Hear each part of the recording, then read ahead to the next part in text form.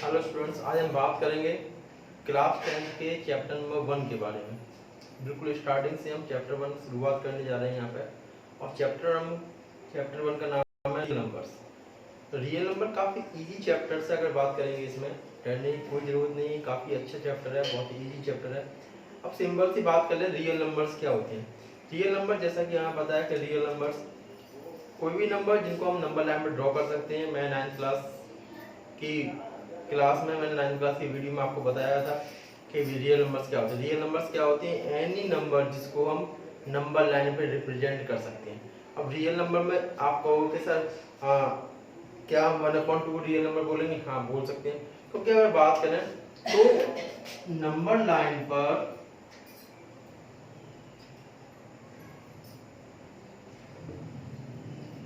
Number line पर जितने भी नंबर्स को आप यहाँ पर ड्रॉ कर सकते हैं, इधर प्लस की वैल्यू होती है, इधर माइनस की वैल्यू होती है। नंबर लाइन पर जितने भी नंबर्स को हम ड्रॉ कर पाएंगे वो हमारे रियल नंबर्स ही होते हैं। चाहे तो वह नेचुरल नंबर हो, चाहे होल नंबर हो, चाहे रेशनल नंबर हो, चाहे एडिशन नंबर हो, चाहे इंटीजर्स क्यों ना हो। तो ये सारे के सारे हमारे क्या होंगे? रियल नंबर्स के अंतर्गत ही आएंगे। रियल नंबर्स में क्या क्या आते हैं आपको बता दूं मैं। नेचुरल नंबर भी आएंगे इसके अंदर, natural number, whole number,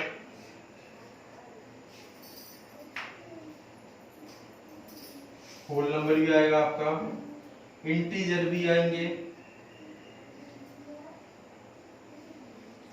rational numbers भी आएंगे आपके,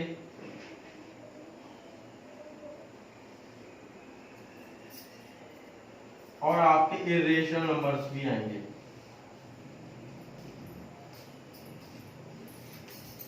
इरेशनल नंबर भी आएंगे। तो ये सारे के सारे रियल नंबर के अंदर ही आते हैं। नेचुरल नंबर क्या होता है?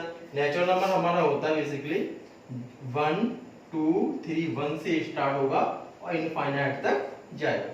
1 से स्टार्ट होगा और इनफाइनाइट तक जाएगा। होल नंबर क्या होता है आपका? 0 से स्टार्ट होगा और इनफाइनाइट तक जाएगा। इंटीजर हमारे प्लस माइनस दोनों में वैल्यू होती है, जैसे कि -1 रख लो, -2 रख लो, आपका प्लस का 3 रख लो, प्लस का 6 रख लो, कुछ भी है। माइनस प्लस का कॉम्बिनेशन जो आपका आता है वो इंटीजर के अंदर ही आता है। रेशनल नंबर क्या होते हैं हमारे?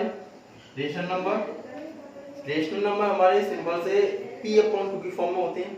इनके बारे में अच्छी तरह से प्रॉपर डिस्कस कर लेते हैं। रेशनल नंबर्स क्या होते हैं? पहले मैं जितना बताया उसको थोड़ा रिपीट कर देता हूँ। Real numbers, any number which can draw on number line, any number which can draw on number line, any number which can draw on number line. अब इसमें माइनस प्लस सारे आ सकते हैं, कोई परेशानी नहीं है। ये सारे पावर्स है रियल नंबर के अंतर्गत ही सारा आता है। नेचुरल नंबर है, whole number, integer, rational number और इरेशनल नंबर्स हैं। नेचुरल नंबर क्या होते हैं? आपके 1 से स्टार्ट होंगे, इनफाइनाइट तक जाएगा। होल नंबर 0 से स्टार्ट होंगे, इनफाइनाइट तक जाएंगे आपके। इंटीजर्स आपके -1 -2 माइनस प्लस कुछ भी किसी में भी आ सकते हैं। अब देखो रेशनल नंबर के बारे में बात करते हैं। रेशनल नंबर्स क्या होते हैं?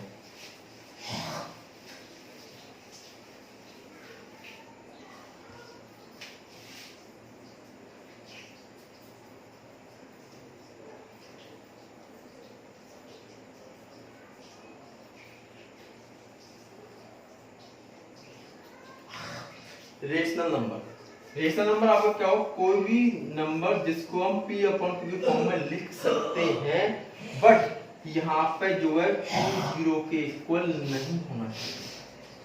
अब क्वेश्चन ये है कि सर Q0 के इक्वल क्यों नहीं होना चाहिए? Q0 के इक्वल इस वजह से नहीं होना चाहिए क्योंकि हमें पता है कि अगर हम 1/0 करेंगे तो हमारा क्या आता है? इनफाइनाइट आता है। अगर 0/1 करेंगे तो हमारा 0 आता है।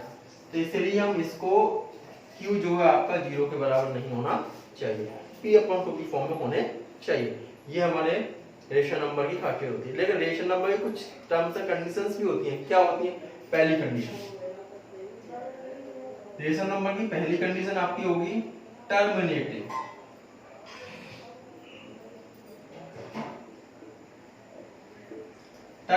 हो सकता है। क्या हो सकता है? टर्मिनेटिंग का मतलब है इसे हम डिवाइड देंगे तो जो आपका रेशनल नंबर दिया, सपोज करो कि 2/4 गिवन है, तो इसको डिवाइड देंगे, पूरा का पूरा टर्मिनेट हो जाए। एग्जांपल है इसका। तो ये हमारा क्या होगा, रेशनल नंबर होगा, रेशनल नंबर रहेगा। अगर हम ये ले लें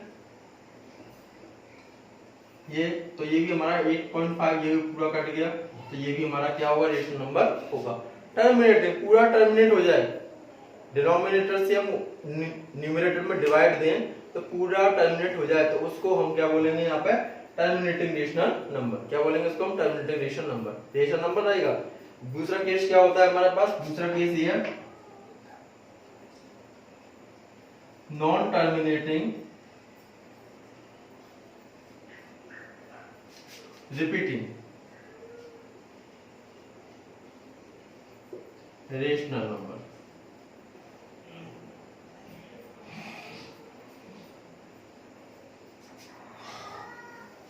non terminating repeating rational number, terminate तो होगा नहीं लेकिन रिपीट करेगा।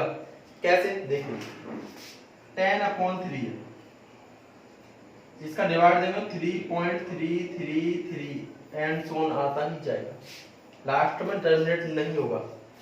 लेकिन एक डेट के बाद ये, एक पर्टिकुलर डेट के बाद या किसी डेट के बाद ये क्या रहा है, रिपीट कर रहा है, रिपीट कर रहा है, इसलिए उसको हम रेशनल नंबर के अंतर्गत ही मानेंगे, ये हमारा रेशनल नंबर ही होगा।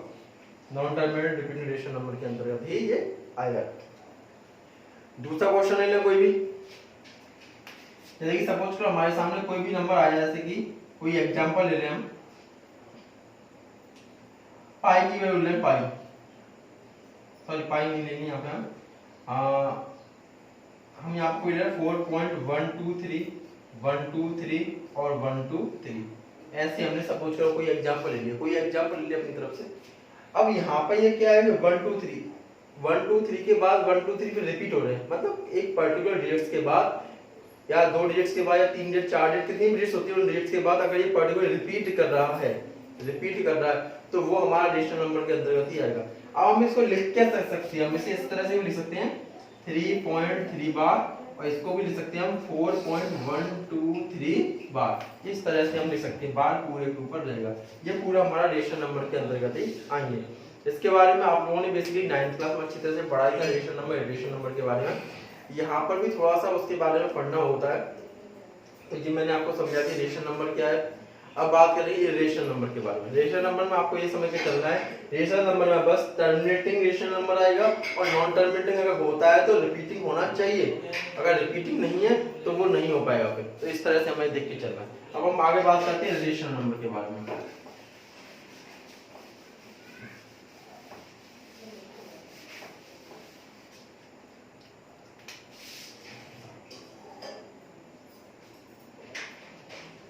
इर्रेशनल नंबर, इर्रेशनल नंबर क्या होता है आपका, non terminating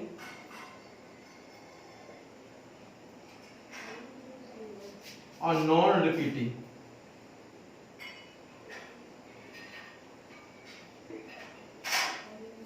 non terminating non repeating, ये हमारा रेशनल नंबर होता है। अब जैसे सपोज करिए पाई है, पाई की वैल्यू क्या होती है हमारे पास 22/7 होती है।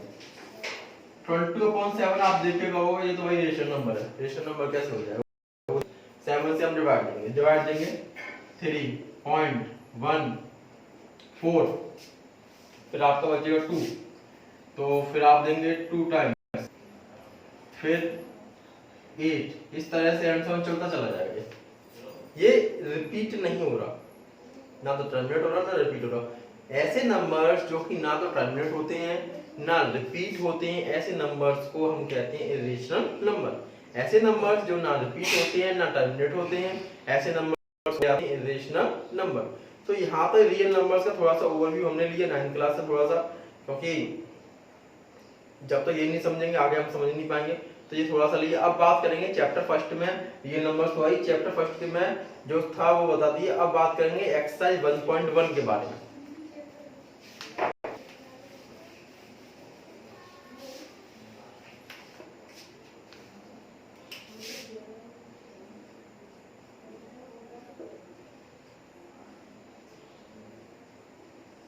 एक्सरसाइज 1.1 के बारे में। एक्सरसाइज 1.1 को स्टार्ट करने से पहले हमें समझना होता है यूक्लिड्स डिवीजन लेमा क्या होता है।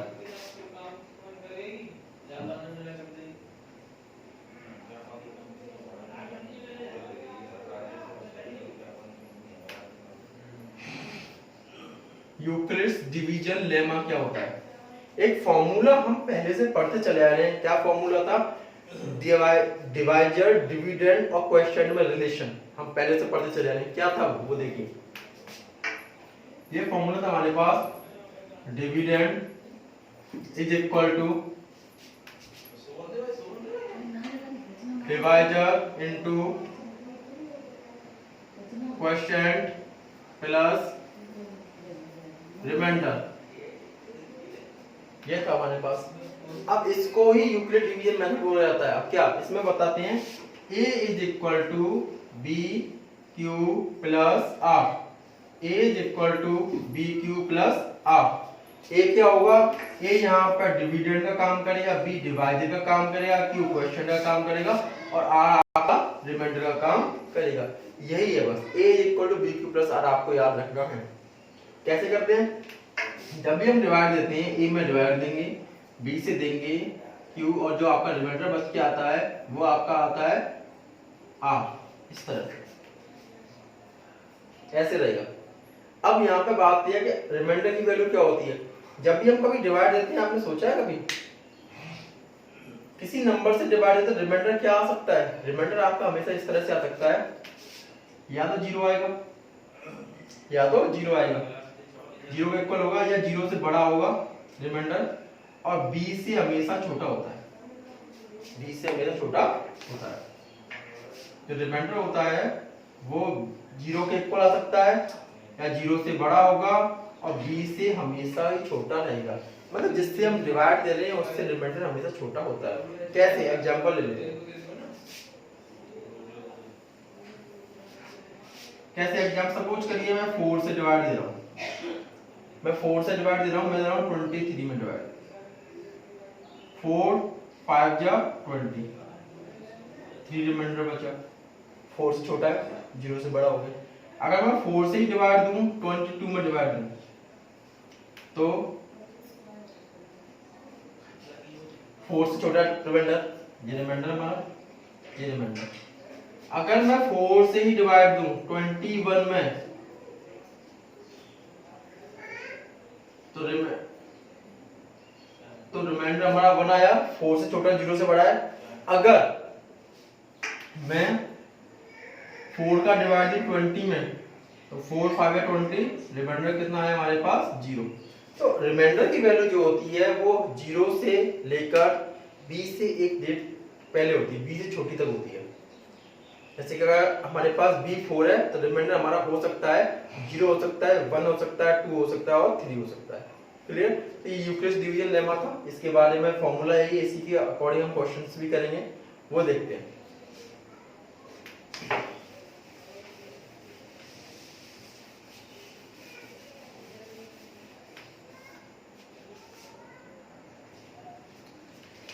तो क्वेश्चन मैंने लिख दिए यहाँ पे। फर्स्ट क्वेश्चन है, use Euclid's division algorithm find HCF. HCF find करना है, फॉर्मूला वही ईडीएल, यूक्लिड्स डिवीजन लेमा या यूक्लिड डिवीजन एल्गोरिथम के थ्रू ही हम एचसीएफ को फाइंड करेंगे।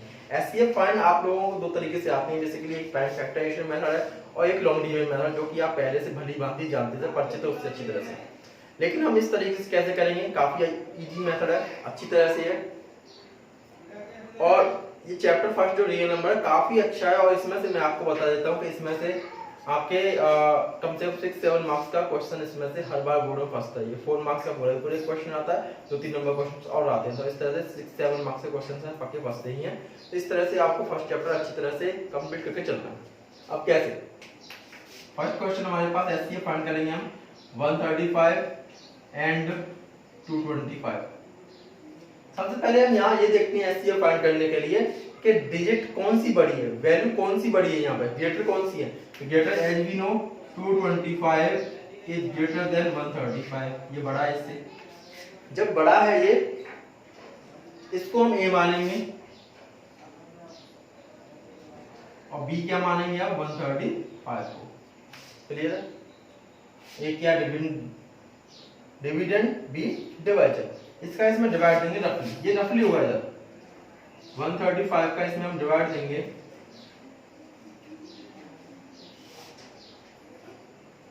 225 में, 1 टाइम जाएगा ये कितना बचेगा हमारे पास 90 बचेगा।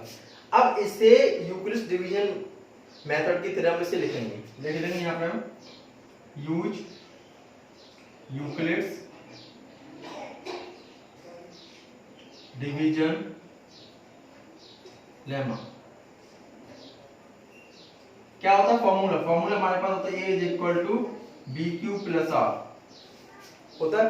तो वही लिखेंगे यहाँ पे कैसे, अब देखिए a क्या है 225, b क्या है 135, क्वेश्चन 1 और रिमाइंडर 90। इस तरह यहाँ ये देखेंगे रिमाइंडर हमारा जीरो है कि नहीं है, रिमाइंडर यहाँ पे जीरो है नहीं है, ये जीरो है कि नहीं है, here r is not equal to zero. अगर रिमाइंडर जीरो नहीं होता है तो हम क्या करते हैं, एचसीएम में क्या करते थे, बेसिकली इसका डिवाइड देते थे इस वाले में,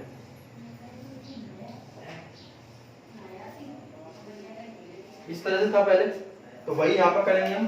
अब 135 पर करेंगे, 135 is equal to 90 into 1 plus 45। यहाँ भी आपका r जो है जीरो के इक्वल नहीं है, इस तरह से करेंगे इसको भी। इतना करने के बाद अब फिर 45 का से डिवाइड देंगे 90 में, इस तरह से यहाँ पर। फिर 90 इज इक्वल टू लिखेंगे 45 इंटू 2 प्लस 0। जब तक करेंगे जब तक कि हमारा रिमाइंडर जीरो नहीं आ जाए। एचसीएफ का लॉन्ग डिवीजन मेथड आप पहले से जानते हैं, वही तरीका था, जब तक डिवाइड करते हैं जब तक कि आपका रिमाइंडर जीरो नहीं आया। जैसे ही आपका रिमाइंडर जीरो आ जाएगा तो लास्ट डिजिट में आपने किस वैल्यू से डिवाइड किया था that will be the answer, that will be the HCF. ऐसे जैसे कि 45 से आपने इसमें डिवाइड किया तो 45 आपका यहाँ पे आंसर आ जाएगा। लिखेंगे यहाँ पे here r is equal to 0, so HCF कितना आ गया हमारे पास 45, ये आंसर रहेगा। इस तरह से करना है, काफी अच्छा मेथड है, इजी है, कोई परेशानी वाली बात नहीं है इसमें, सिंपल सा है। वही formula a is equal to bq plus r, ये वाला मेथड हमें शुरू से आता ही है।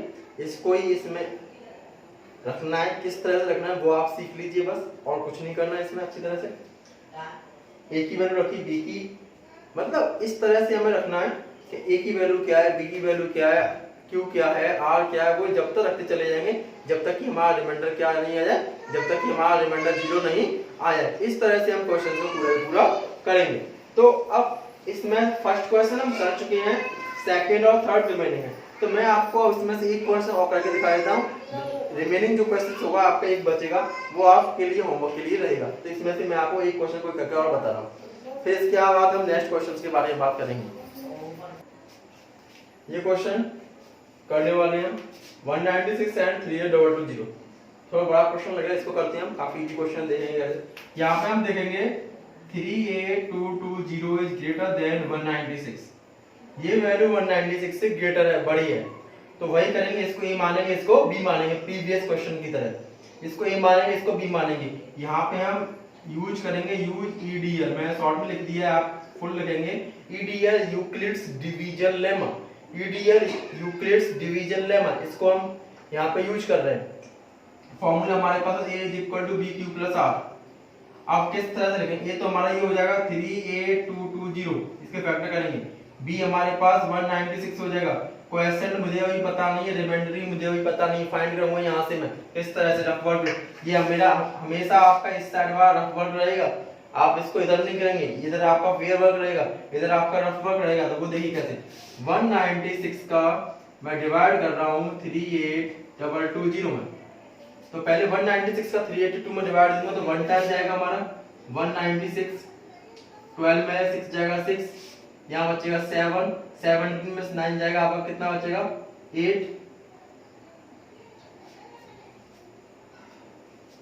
और 2 में से 1 जाएगा 1।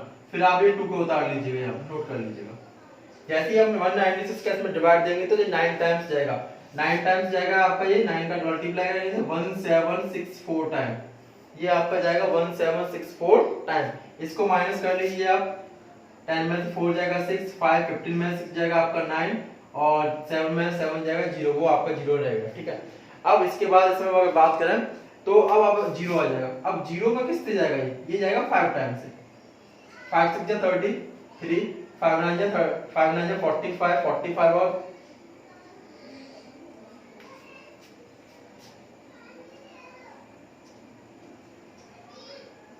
एक मिनट से थोड़ा दोबारा से कर लेते हैं इस क्वेश्चन को।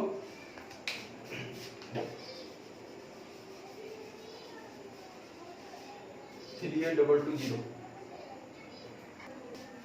देखिए 1 में डिवाइड करेंगे 1 टाइम 196 माइनस करेंगे तो आपका आ जाएगा 6 और 8 1 फिर 2 यहाँ पर नोट करेंगे आप डिवाइड देना आपको आता ही होगा इस तरह से जैसे कि यहाँ पे 9 टाइम तो आपका आएगा 1764 माइनस करेंगे आपका 8 और 15 में से आपका 6 जाएगा तो आपका बचेगा 9 यहाँ पे 7 में 7 जाएगा 0 आप 0 को यहाँ पे नोट कर लेंगे जैसे ही नोट करेंगे हम 5 से करेंगे डिवाइड मल्टीप्लाई करेंगे 5 का इसमें 5 6 30 3 5 9 45 और 3 48 4 5 1 5 और 4 9 रिमाइंडर कितना आया हमारे पास 0। तो क्वेश्चन हमारे पास 95 है 195 प्लस 0 इतना बड़ा क्वेश्चन था एक ही स्टेप में सॉल्व हो गई यहाँ पे। अब यहाँ पे देखेंगे हमारे पास क्या रिमाइंडर क्या है रिमाइंडर यहाँ पे हमारे पास 0 आ रहा है और रिमाइंडर जैसे ही हमारा 0 आ जाएगा हियर रिमाइंडर है 0 जैसे ही हमारा रिमाइंडर आ जाएगा तो जिससे हमने डिवाइड दिया था जिससे हमने डिवाइड दिया जो हमारा b था वही हमारा आंसर होगा। तो यहाँ पे एचसीएफ क्या आ जाएगा हमारे पास hence HCF is equal to 196 ये हमारा आंसर रहेगा। तो इस तरह से हमें इस क्वेश्चन सॉल्व करना है। ये जो क्वेश्चन है आपका थर्ड क्वेश्चन आपके लिए होमवर्क के लिए रहेगा। इस क्वेश्चन को आप खुद सॉल्व करके देखेंगे और मुझे कमेंट बॉक्स में लिख के बताएंगे कि इसका आंसर क्या है। अब मैं बात करता हूँ नेक्स्ट क्वेश्चन की। अभी तक हमने एचसीएफ करे तो ये क्वेश्चन आया था एक नंबर में 2 नंबर में आया था क्वेश्चन। अब हम जो क्वेश्चंस करने वाले हैं वो 2 मार्क्स और 3 मार्क्स में ही बनता है और हर बार ज्यादातर क्वेश्चंस वो आते हैं। तो मैं वो क्वेश्चन करके दिखाता हूँ आपको किस तरह से करना है। उसमें भी हमें एडीएलई यूज करना है और कोई एक्स्ट्रा चीजें यूज नहीं करनी है और आपको घबराने की कोई जरूरत नहीं है। ये क्वेश्चंस काफी इजी हैं आप आसानी से कर सकते हैं लेकिन इसके लिए आप प्रैक्टिस की रिक्वायरमेंट होती है वही प्रैक्टिस यहाँ पे आप करेंगे।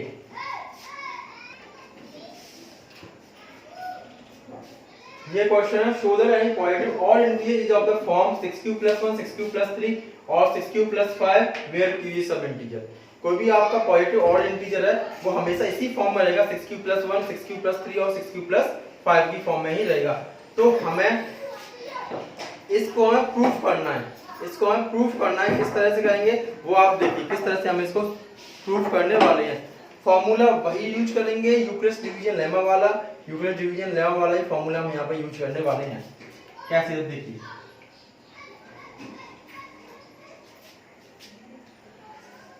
यहाँ पे 6q + 1 आ रहा है इसका मतलब क्या है फॉर्मूला क्या होता है हमारे पास bq + r होता है। रिमाइंडर यहाँ पे 1 होगा b यहाँ पे 6 आया यहाँ पे b भी 6 आया वहां पे b कितना आ रहा है 6 आ रहा है तो यहाँ पे b मान लेंगे हम लेट b कितना मानेंगे यहाँ पे हम 6 मानेंगे।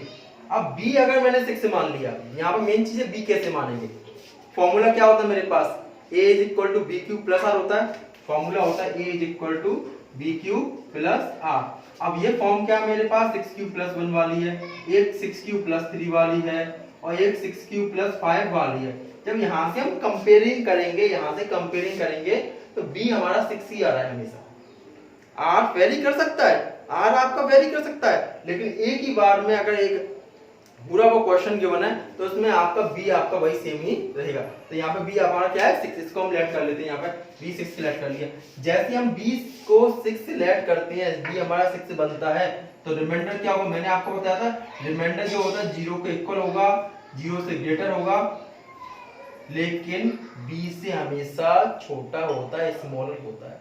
तो इसका मतलब क्या होगा यहाँ पर b की जगह क्या है 6 से स्मॉलर आपका रहेगा। क्या हो सकता है r की वैल्यू हमारी हो सकती है r इक्वल टू हो सकता है आपका 0 1 2 3 4 एंड 5 6 से एक छोटा जो रिमाइंडर रहेगा थोड़ा सा मैं बड़ा लिख दूं इसको r जो हमारा रहेगा हमेशा 0 1 2 3 4 5 रहेगा। अगर आपका डिवाइजर 6 है अगर b की वैल्यू 6 है तो रिमाइंडर हमारा यही रहेगा। अगर b 5 होता तो रिमाइंडर क्या होता हमारे पास 0 1 2 3 और 4 ये हमारा रिमाइंडर हो सकते थे। 5 रिमाइंडर आपका नहीं होता अगर आप 5 से डिवाइड दे रहे हैं। तो अगर मैं डिवाइड दे रहा होता किसी नंबर में 8 से, तो रिमाइंडर की पॉसिबल चांसेस हमारे क्या क्या हो सकते हैं? 0 भी आ सकता है, 1 भी आ सकता है, 2 भी आ सकता है, 3, 4, 5, 6, 7 तक आपके आ सकते हैं। तो रिमाइंडर किस तरह से निकालना वो आप फाइंड कर लीजिए। आप हमारे पास ये थोड़ी सी फॉर्मूला, एक लिमिट से 0 की के इक्वल होगी रिमाइंडर, या 0 से बड़ा होगा, लेकिन हमेशा b से छोटा ही रहता है, जो कि मैं पहले आपको बता चुका हूँ, लिखा भी चुका हूँ। तो ये क्वेश्चन है। अब इसको हमें सॉल्व करना है। किस तरह से करेंगे? प्रूफ करना है ऊपर वाला। Use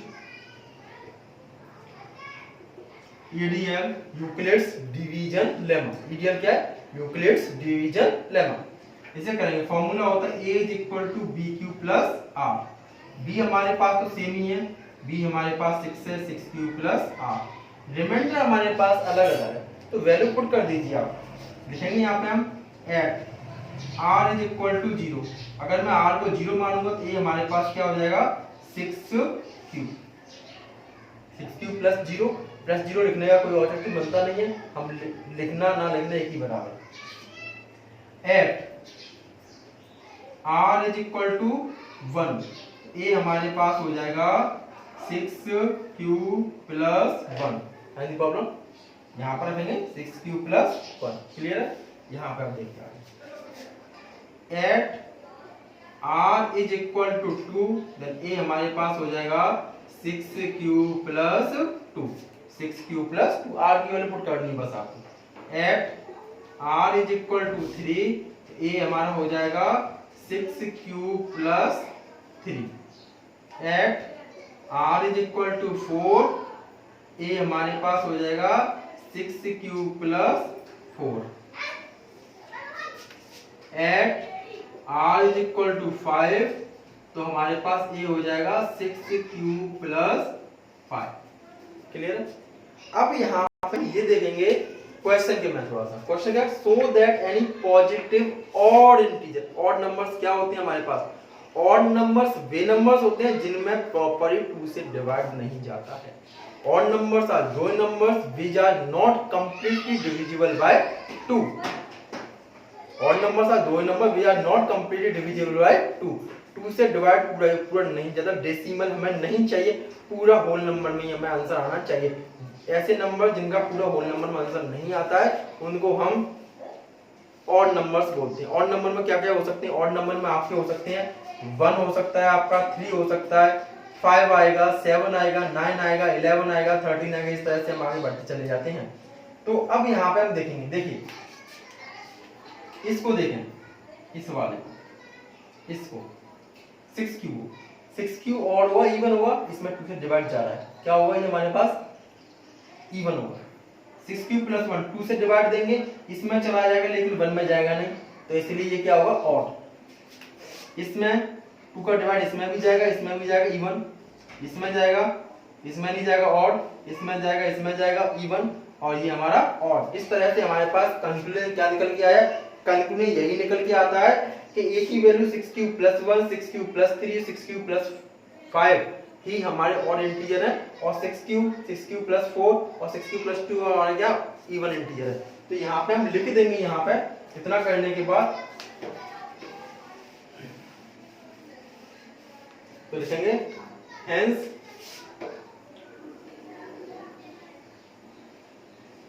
six Q plus 1, 6q plus 3, 6q plus 5 are not divisible by 2, so any positive, so they are odd integer, odd numbers।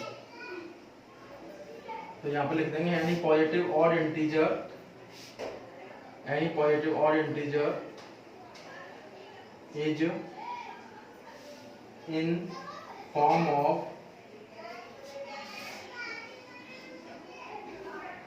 6q plus 1 or 6q plus 3 और 6q plus 5।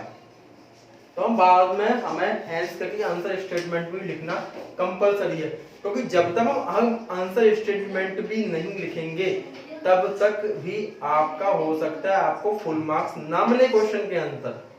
आप बोर्ड में आप question लिखने जाएंगे, हो सकता है कि उस केस में आपको फुल मार्क्स ना मिले, तो इसीलिए आपको आंसर स्टेटमेंट लिखना भी कंपलसरी है, क्योंकि उसके भी स्टेप मार्किंग जब होती है उसके भी हाफ मार्क्स वगैरह जो भी आपका मार्क्स होते हैं, तो इसलिए आपको यह भी प्रॉपर अच्छी तरह से क्वेश्चन आपको लिखना है, आंसर आपको अच्छी तरह से समझ के चलना है, और कहीं भी आपको वहां पे ऐसा नहीं कि आप कर रहे हैं और आपने पेन से थोड़ा सा उसे काट दिया, वहां पे काटना वगैरह इस तरह का सिस्टम यूज नहीं करना है। आपको प्रॉपर पूरी तरीके से फेयरली तरह से ही बोर्ड में आपको काम करना है, और आप जब भी क्वेश्चन की प्रैक्टिस करेंगे तो इसी तरह से आप ध्यान में रखेंगे कि आप जब भी कोई क्वेश्चन कर रहे हैं तो वहां पर कोई भी गलती आपकी ना हो, मिस्टेक ना हो। सबसे पहले आप रफ में ट्राई करिए उसको।